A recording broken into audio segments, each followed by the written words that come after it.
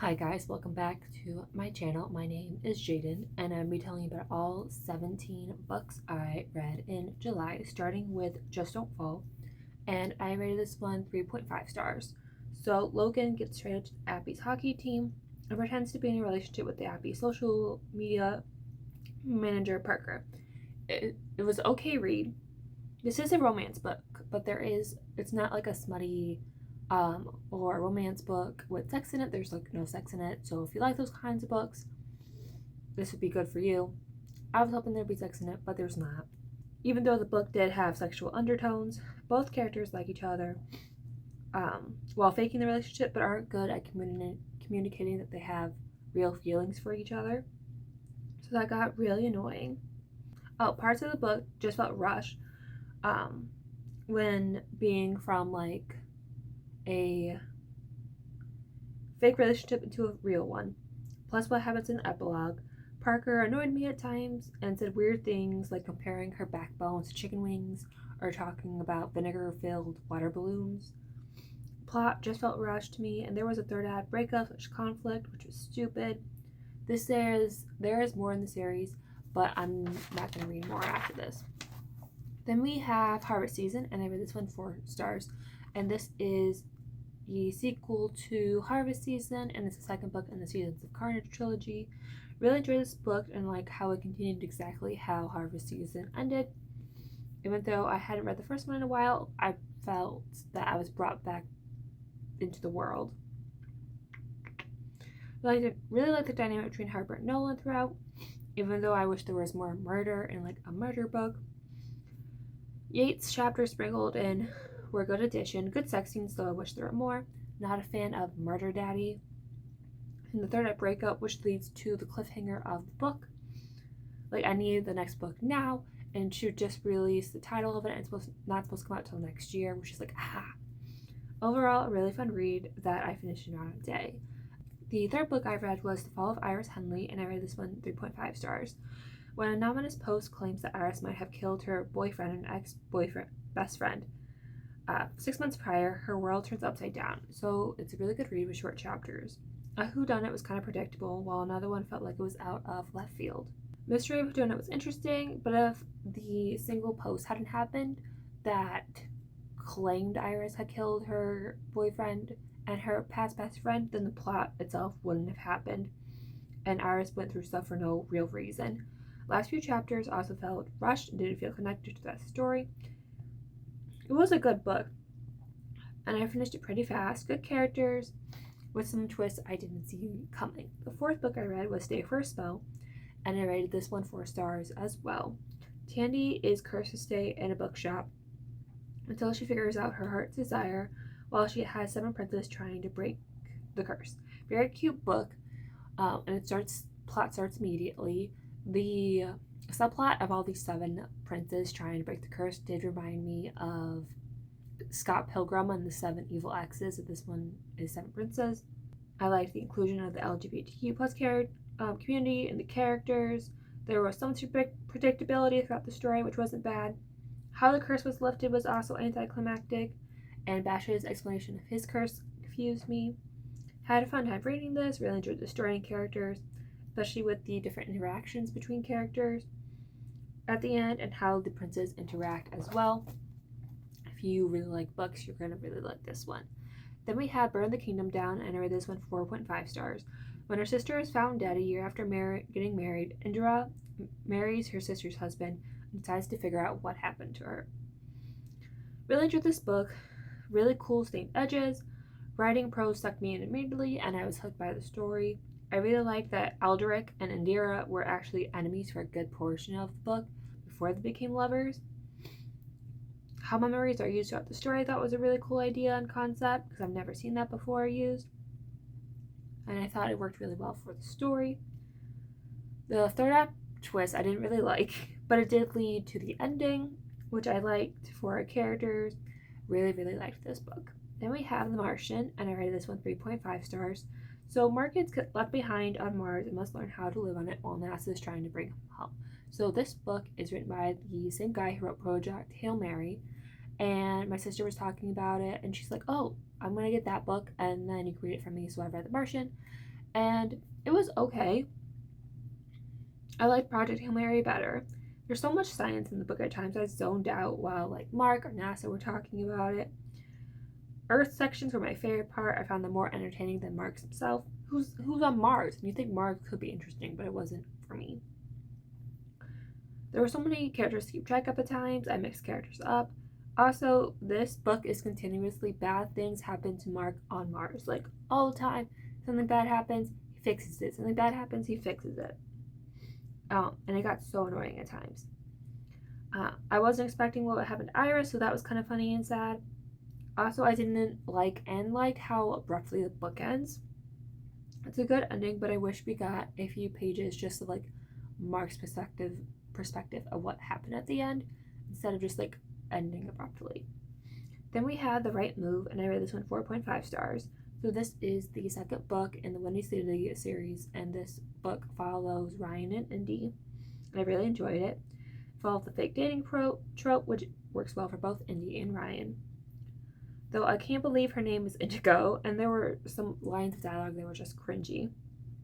We had, the third act breakup, miscommunication trope, both good character arcs for both Ryan and Indy, though it got annoying with how often their insecurities stopped them from talking to each other.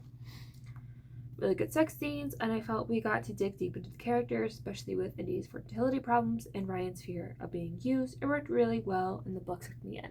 So with Windy City and then the next two books after that I'm going to talk about, all the plot started immediately. Like there was no like good exposition to lead into it. It was just like start immediately. Okay, and then we have Caught Up, which I rated 4.25 stars. And this is during the summer, Chef Miller becomes the nanny for her father's pitcher's son and might fall in love with him along the way. So this is the third book in the Windy City series, and I had fun time with this. Had the single father nanny trope, which I really enjoy. Good sex scenes, though I wish there was more, especially at the end, after they get back together after the third act breakup.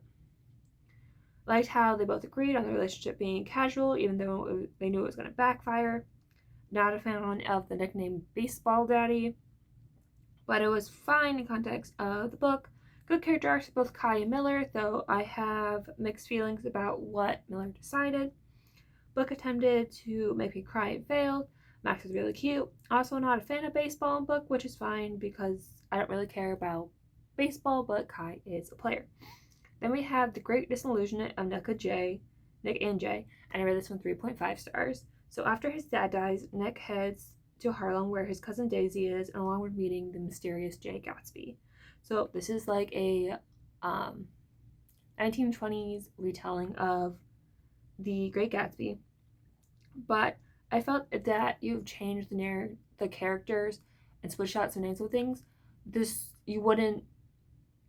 It doesn't feel like it's ingrained in Gatsby's world, if that makes sense. Like if you just take away some of the names and some characters and just change them to something else, you wouldn't miss anything when it comes to the Great Gatsby. It could be a whole new story and you wouldn't be missing anything, if that makes sense.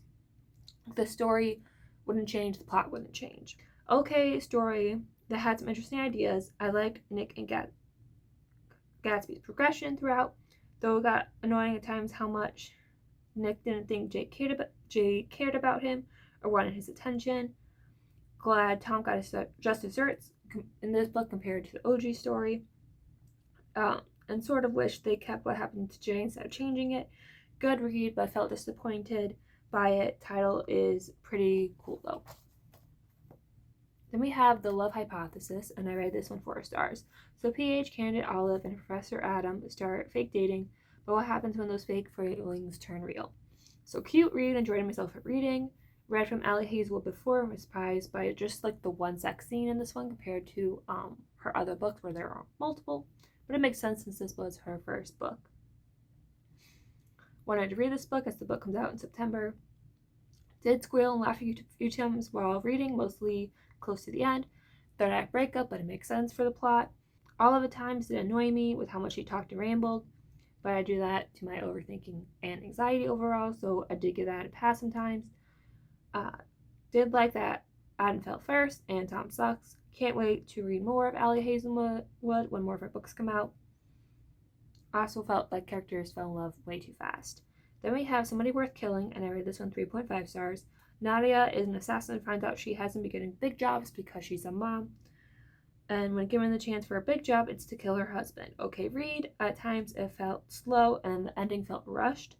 Like she doesn't know she's supposed to kill her husband till chapter 14. And like for a good portion before that, it's like slowly leading to that. And you're like, okay, can we get to that part already? Short chapters, good twist for Brian that I didn't see coming. Less than 300 pages. Ending felt unresolved, probably for a possible sequel, but I don't see any indication on Goodreads that it's going to be a sequel. So it just kind of leaves it open-ended as a standalone. It just feels incomplete, no true resolution with characters, especially Ian. Interesting plot. Then we have Marion, and I rate this one 4 stars. So it's a modern retelling of Psycho, but Marion is the killer. Finished the book in less than a day because the book sucked me in that fast. The prologue, she describes herself as pretty much not being like other girls, so that was like cringy and it sort of made me want to turn off the book immediately. But I didn't. I read it. It got better. Along with her singing Bohemian Rhapsody when she killed someone, like the line, "Mama, I just killed a man," and I'm like, okay, that's cringe too. Epilogue wasn't necessary. There were so many twists and turns as the story progressed that kept me hooked and guessing. References to the OG movie that didn't feel forced or cringy. Like Marion as unreliable narrator, so you never knew what was going to happen with her. Cool book cover, and it was a really fun read. Then we have What We Did to Survive, and I rated this one 3.75 stars. So during spring break, Emmy, Hannah, and Jackson got on a boat with Emmy's boyfriend while storms are coming and must figure out how to survive. Good book, finished in little more than a day. Less than 300 pages.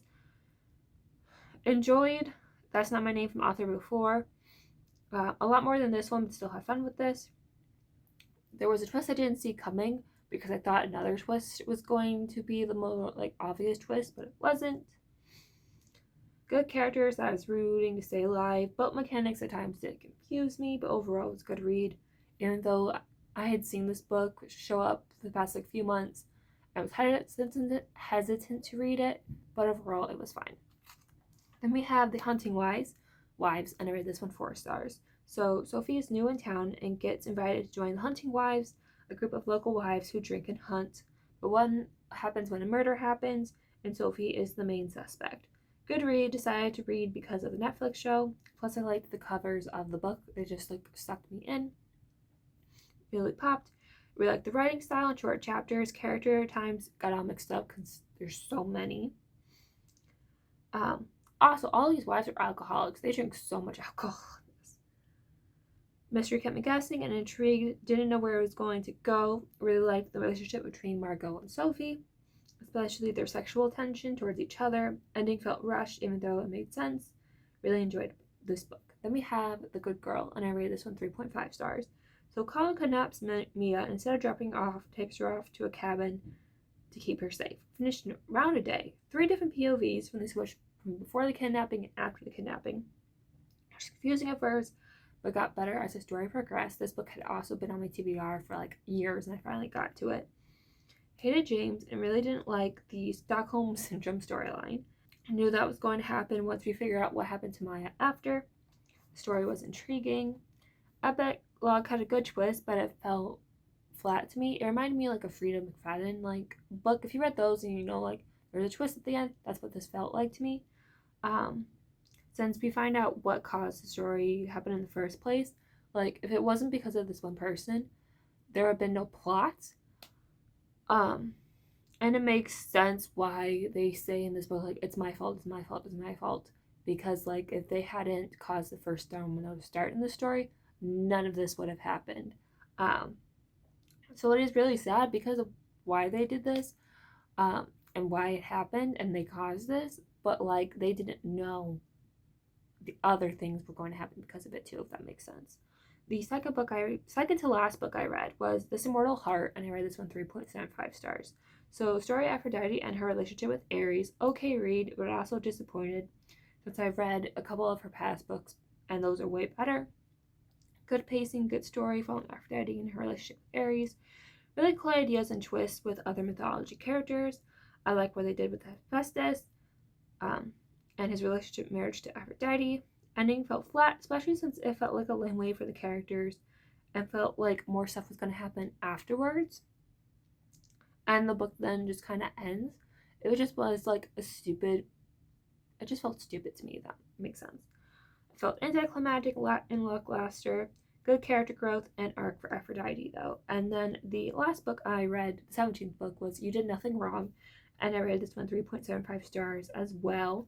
So this one is about single mother Elodie and her son Jude move in with Elodie's new husband, Bren, who's renovating his old family home that may have secrets.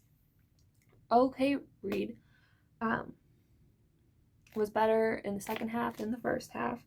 Really cool cover. I really enjoyed the author before, like I even have one of her books. Oh, so many lines struck out to me in this book. Like I put in parentheses so many lines. I underlined. I just like the lines were so beautiful. The imagery was so beautiful. It was so it's so good. I didn't enjoy it as much as the other books, but still had a good time. Really good twists and turns that we find out about Jude and Elodie's relationship, and like with Jude, we just find so many messed up things about him, and it's just so sad and heartbreaking. Complicated feelings about Bren and Elodie throughout. They both make choices that hurt them, but it is for the best. It is a good like house horror. Like it's not like haunted house horror, but it's similar and it has like horror elements. Less than 300 pages. It was really good.